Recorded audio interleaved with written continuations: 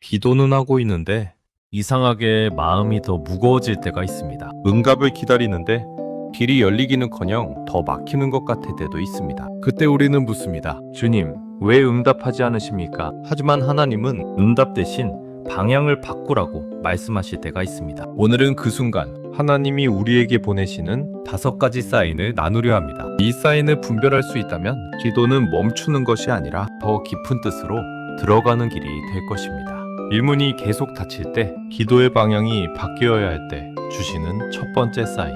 우리는 기도하면 문이 열릴 거라 기대합니다. 하나님은 길을 만드시는 분이니까요. 그래서 기도합니다. 주님, 이 길을 열어주세요. 그런데 이상하게 열리기는커녕 계속 막힙니다. 한 번쯤 그럴 수 있습니다. 그런데 2번, 3번 계속 같은 자리에서 막힌다면 그건 우연이 아닐지도 모릅니다. 성경은 말합니다. 사람의 마음에는 많은 계획이 있어도 오직 여호와의 뜻만이 완전히 서리라. 잠언 1921. 우리는 계획을 세웁니다. 기도로 포장된 계획이기도 합니다. 하지만 그 계획이 하나님의 뜻과 다를 때 하나님은 문을 닫으십니다. 문이 닫히면 우리는 더 세게 밀어봅니다. 더 많이 기도합니다. 더 간절해집니다. 때로는 금식까지 합니다. 그래도 문은 여전히 닫혀 있습니다. 그때 이렇게 물어야 합니다. 주님, 왜 안 열어주십니까?가 아니라 주님, 혹시 제가 가야 할 길이 이 길이 아닙니까? 라고. 닫힌 문은 실패의 증거가 아니라 방향 수정의 신호일 수 있습니다. 하나님은 우리가 망하는 길을 열어두지 않으십니다. 지금은 좋아 보여도 결국 우리를 무너뜨릴 길이라면 아무리 기도해도 그 문은 열리지 않을 수 있습니다. 우리는 열리는 문만 하나님의 뜻이라고 생각합니다. 하지만 때로는 닫힌 문이 더 분명한 인도입니다. 사도행전 16장에서 바울은 아시아로 가고 싶어 했고 비두니아로 가려고도 했습니다. 그런데 성령께서 그 길을 허락하지 않으셨습니다. 문이 계속 닫혔습니다. 그리고 결국 마게도냐로 가라는 부르심을 받습니다. 닫힌 문 뒤에 열려있는 하나님의 길이 있었습니다. 만약 그 문들이 열렸다면 바울은 마게도냐로 가지 않았을지도 모릅니다. 닫힌 문이 있었기에 하나님의 더 큰 계획이 시작된 것입니다. 문이 닫힐 때 우리는 보통 낙심합니다. 내가 기도를 덜 했나? 믿음이 부족한가? 그렇게 자신을 몰아붙입니다. 그러나 때로 닫힌 문은 우리의 문제가 아니라 하나님의 인도일 수 있습니다. 하나님이 침묵하시는 게 아니라 가장 분명하게 말씀하고 계신 것일지도 모릅니다. 그 길은 아니다. 기도는 닫힌 문을 억지로 열어내는 힘이 아니라 닫힌 문 앞에서 하나님의 뜻을 묻는 자리입니다. 그래서 문이 계속 닫힐 때 우리는 멈춰야 합니다. 더 빨리 가려고 애쓰기보다 잠시 멈춰서야 합니다. 그리고 이렇게 물어야 합니다. 이 길을 원하시는 분이 정말 하나님이십니까? 아니면 내가 하나님께 원하게 만들고 있는 것입니까? 기도가 점점 간구가 아니라 집착이 되고 있다면 하나님은 문을 닫으심으로 우리를 멈추게 하십니다. 우리가 듣지 않으니 길로 말씀하시는 것입니다. 혹시 지금 아무리 기도해도 열리지 않는 문 앞에 서 계십니까? 그렇다면 낙심하지 마십시오. 그 문이 닫혀 있다는 사실 자체가 하나님이 여전히 당신의 길을 붙들고 계신다는 사인일 수 있습니다. 닫힌 문 앞에서 이렇게 기도해 보십시오. 주님, 이 문을 열어달라고 기도하기보다 이 문 앞에서 주님의 뜻을 보게 해주십시오. 열리지 않는다면 기꺼이 다른 길로 가게 하소서. 하나님은 문을 닫으시는 분이기 전에 더 좋은 길로 인도하시는 분이십니다. 2. 마음의 평안이 사라질 때, 기도의 방향이 바뀌어야 할 때 주시는 2번째 사인. 우리는 기도하면 마음이 편해질 거라 생각합니다. 문제가 다 해결되지 않아도 적어도 기도하고 나면 마음의 평안이 올 거라 기대합니다. 성경도 말합니다. 하나님의 평강이 너희 마음과 생각을 지키시리라. 빌립보서 4:17. 그런데 이상합니다. 기도는 하고 있는데 마음은 더 조급해지고 더 불안해집니다. 기도할수록 편안해지기는커녕 오히려 마음이 더 복잡해질 때가 있습니다. 그럴 때가 있습니다. 우리가 기도하고 있는 방향이 하나님의 뜻과 어긋나 있을 때입니다. 물론 모든 불안이 다 잘못된 사인은 아닙니다. 새로운 길 앞에서는 누구나 두렵습니다. 믿음의 결단 앞에서도 마음은 흔들립니다. 그러나 기도할수록 불안이 줄어들지 않고 오히려 더 커지고 조급해지고 초조해진다면 한 번쯤은 점검해 봐야 합니다. 주님, 이 길이 정말 주님의 길입니까? 하나님이 주시는 인도에는 결국 평안의 흔적이 남습니다. 상황이 바뀌지 않아도 마음 깊은 곳에는 설명할 수 없는 평안이 찾아옵니다. 그런데 아무리 기도해도 그 평안이 오지 않는다면 방향을 다시 보라는 신호일 수 있습니다. 우리는 종종 기도를 핑계로 마음을 밀어붙입니다. 이미 정해놓은 결론을 가지고 하나님께 도장만 찍어달라고 기도합니다. 겉으로는 주님의 뜻이면 이라고 말하지만 속으로는 이게 아니면 안 됩니다 라고 매달립니다. 그렇게 기도하면 마음이 평안해지지 않습니다. 왜냐하면 그 기도는 하나님께 맡기는 기도가 아니라 하나님을 설득하려는 기도가 되기 때문입니다. 맡기면 평안이 오지만 붙들고 있으면 불안이 더 커집니다. 사울왕을 보십시오. 그는 하나님께 묻는 것 같았지만 사실은 자기 불안을 달래려 했습니다. 결국 평안을 얻지 못했고 더 큰 혼란 속으로 들어갔습니다. 반대로 다윗은 도망자의 신세였고 상황은 더 불안했지만 하나님 앞에 나아갈 때마다 여호와는 나의 목자시니 내게 부족함이 없으리로다 라고 고백할 수 있었습니다. 환경이 아니라 하나님께 맡긴 마음이 평안을 만들었습니다. 하나님은 우리를 불안 속으로 몰아넣기 위해 인도하지 않으십니다. 길은 험할 수 있어도 마음까지 무너지게 하지는 않으십니다. 그런데 기도하는데도 마음이 계속 무너진다면 하나님은 우리에게 이렇게 말씀하고 계신 것일 수 있습니다. 그 길이 아니다. 잠시 멈춰라.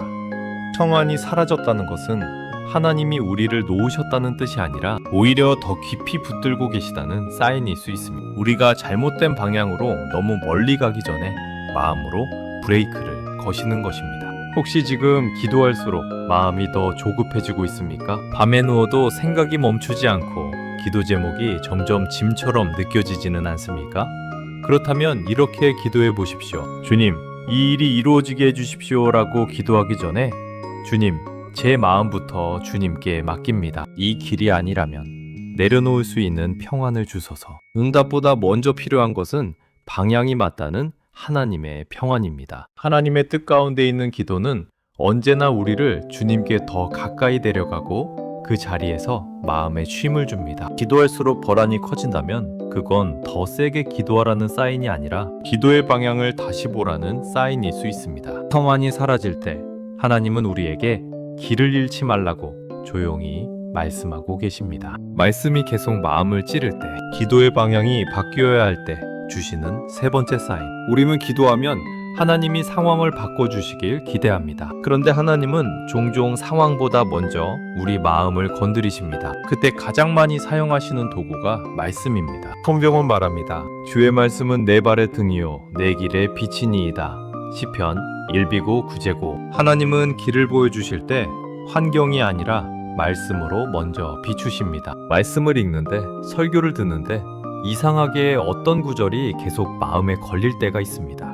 그냥 지나칠 수가 없습니다. 읽을 때마다, 들을 때마다 그 말씀이 마치 나를 향해 직접 말하는 것처럼 느껴집니다. 그런데 그 말씀이 위로보다 찔림으로 다가올 때가 있습니다. 지금 내가 기도하고 있는 내용과 정면으로 부딪히는 말씀입니다. 그때 우리는 보통 이렇게 반응합니다. 지금은 이 말씀이 필요한 상황이 아닌데. 하지만 하나님은 바로 그 말씀으로 기도의 방향을 수정하고 계신 것일 수 있습니다. 우리는 듣기 좋은 말씀을 좋아합니다. 힘이 되는 말씀, 잘 될 거라는 약속의 말씀을 붙들고 싶어 합니다. 그런데 하나님은 때로 우리를 불편하게 만드는 말씀을 주십니다. 회개하라는 말씀, 내려놓으라는 말씀, 멈추라는 말씀, 기다리라는 말씀입니다. 왜냐하면 하나님이 이루시려는 목적이 단순히 일이 잘 되는 것이 아니라 우리의 사람이 바뀌는 것이기 때문입니다. 말씀이 우리를 찌를 때 그것은 벌이 아니라 치료입니다. 아프지만 그 자리가 낫는 자리입니다. 요나를 보십시오.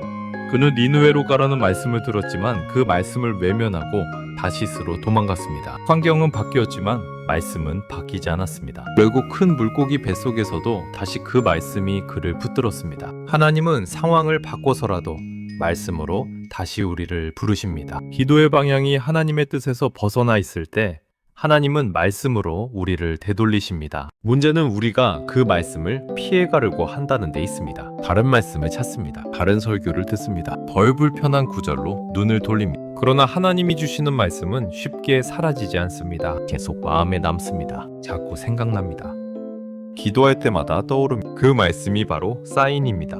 지금 네가 붙들어야 할 것은 이 기도가 아니라 이 말씀이다. 히브리서 4장 12절은 말합니다. 하나님의 말씀은 살아있고 활력이 있어 좌우의 날선 어떤 검보다도 예리하여 혼과 영과 관절과 골수를 찔러 쪼개기까지 하며 말씀이 찌를 때 그것은 하나님이 우리를 버리셨다는 증거가 아니라 아직도 깊이 다루고 계신다는 증거입니다. 말씀이 무딜 때보다 찔릴 때가 은혜일 수 있습니다. 혹시 요즘 계속 마음에 걸리는 말씀이 있습니까? 읽을 때마다 피하고 싶은 구절, 들을 때마다 마음이 불편해지는 말씀이 있습니까?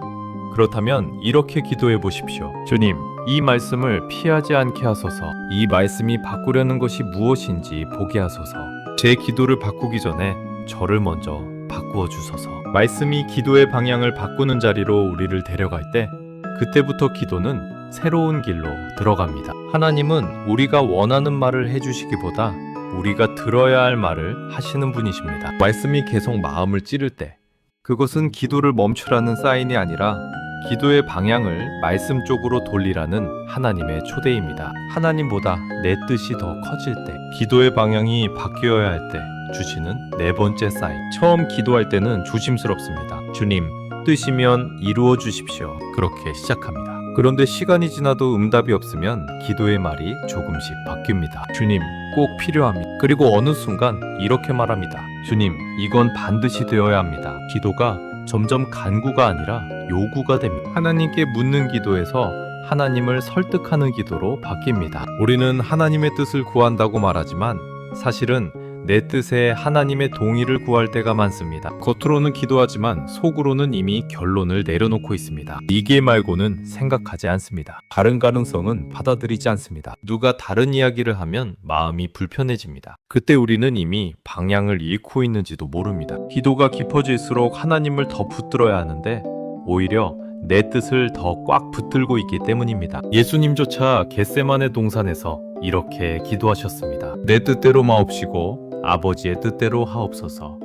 누가복음 2242. 예수님에게도 뜻이 있었습니다. 그러나 그 뜻을 내려놓고 아버지의 뜻 앞에 무릎 꿇으셨습니다. 기도의 본질은 뜻을 관철하는 데 있지 않고 뜻을 내려놓는 데 있습니다. 하나님께 가장 깊이 나아가는 순간은 내 뜻이 가장 작아지는 순간입니다. 그런데 우리는 반대로 갑니다. 기도할수록 내 뜻이 더 커집니다. 이 일이 이루어지지 않으면 무너질 것 같고 이 길이 막히면 인생이 끝날 것처럼 느껴집니다. 그래서 더 매달립니다.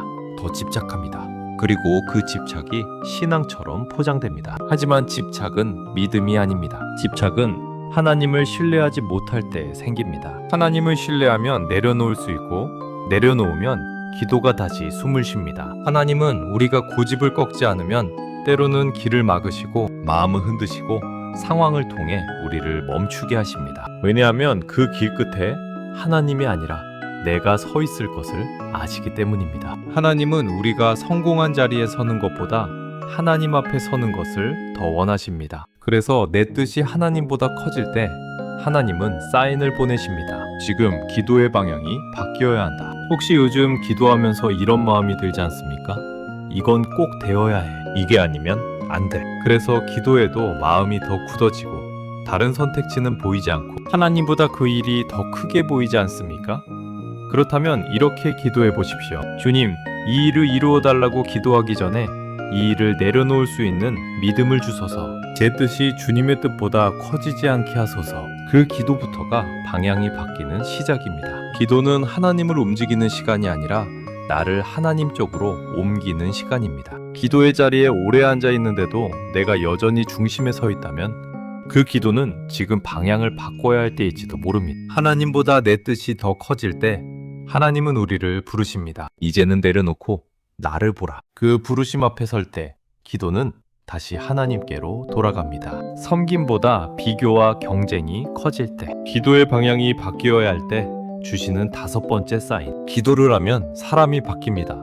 적어도 하나님께 가까이 갈수록 마음은 두드러워지고 시선은 낮아집니다. 성경은 말합니다. 서로 겸손으로 허리를 동이라. 베드로전서 55.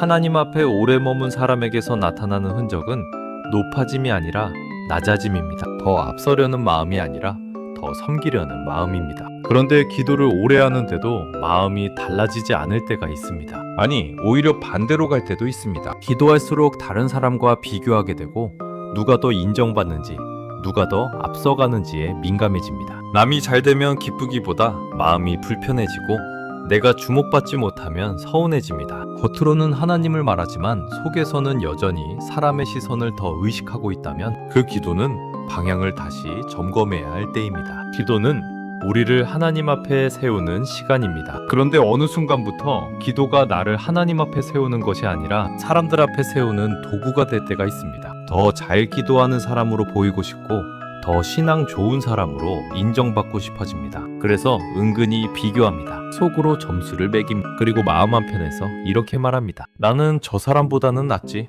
그 순간 기도는 하나님께 올라가지 않고 나를 높이는 사다리가 됩니다. 예수님은 분명히 말씀하셨습니다. 너희 중에 누구든지 크고자 하는 자는 너희를 섬기는 자가 되어야 하리라마. 마태복음 20:26. 하나님 나라에서 큰 사람은 앞에 서는 사람이 아니라 아래로 내려가는 사람입니다. 그런데 기도할수록 섬김보다 경쟁이 커진다면 우리는 이미 세상의 기준으로 돌아가고 있는지도 모릅니다. 하나님 앞에 엎드린 자리가 사람들 위해 서고 싶은 자리로 바뀌고 있는 것입니다. 바리새인을 보십시오. 그는 누구보다 기도를 많이 했고 금식도 했고 말씀도 지켰습니다. 그런데 그의 기도는 이렇게 끝납니다. 나는 다른 사람들과 같지 아니함을 감사합니다. 기도 속에 하나님은 없고 비교만 남았습니다. 그래서 예수님은 그 기도를 기뻐하지 않으셨습니다. 기도가 많았지만 방향이 잘못되었기 때문입니다. 하나님께 가까이 가면 갈수록 우리는 내 모습을 더 보게 됩니다. 그래서 자연스럽게 겸손해집니다. 그런데 기도할수록 다른 사람 모습만 더 보이고 비교하게 되고 판단하게 된다면 하나님보다 사람이 더 커졌다는 사인일 수 있습니다. 기도가 하나님을 더 크게 만드는 것이 아니라 내 자리를 더 크게 만들고 있다면 그 기도는 지금 방향을 바꿔야 합니다. 혹시 요즘 기도하면서 마음이 더 날카로워지지는 않습니까? 다른 사람 말과 행동에 더 민감해지고 판단이 빨라지고 경쟁심이 올라오진 않습니까? 그렇다면 이렇게 기도해 보십시오. 주님, 저를 높이지 말고 저를 낮추어 주소서. 비교하는 눈 대신 섬기는 눈을 주소서. 제 기도가 저를 드러내는 도구가 아니라 주님을 드러내는 길이 되게 하소서. 그 기도가 시작될 때 기도의 방향은 다시 하나님께로 돌아갑니다. 기도는 우리를 특별한 사람으로 만드는 시간이 아니라 주님을 닮은 사람으로 빚는 시간입니다. 그래서 기도의 끝에는 언제나 섬김이 남고 경쟁이 아니라 사랑이 남습니다. 만약 기도의 자리를 오래 지켰는데도 마음의 경쟁이 더 커지고 있다면 하나님은 조용히 사인을 보내고 계신 것일지도 모릅니다. 이제는 방향을 바꿔 다시 나에게로 오라. 그 부르심에 응답할 때 우리의 기도는 다시 생명을 얻습니다. 하나님은 우리의 기도를 외면하지 않으십니다. 다만 때로는 응답 대신 방향을 바꾸라고 말씀하십니다. 갇힌 문 앞에서 사라진 평안 속에서 마음을 찌르는 말씀 앞에서 점점 커지는 내 뜻과 비교하는 마음 속에서 하나님은 조용히 부르십니다. 그 길이 아니라 이 길이다. 기도는 하나님을 움직이는 시간이 아니라 우리를 하나님께로 옮기는 시간입니다. 오늘 우리가 다시 드려야 할 기도는 이것입니다. 주님, 이 기도를 이루어 주시기보다 이 기도를 통해 저를 바꾸어 주소서. 제가 원하는 응답보다 주님이 원하시는 사람이 되게 하소서. 그 자리에 설 때 우리의 기도는 다시 살아 움직이기 시작합니다.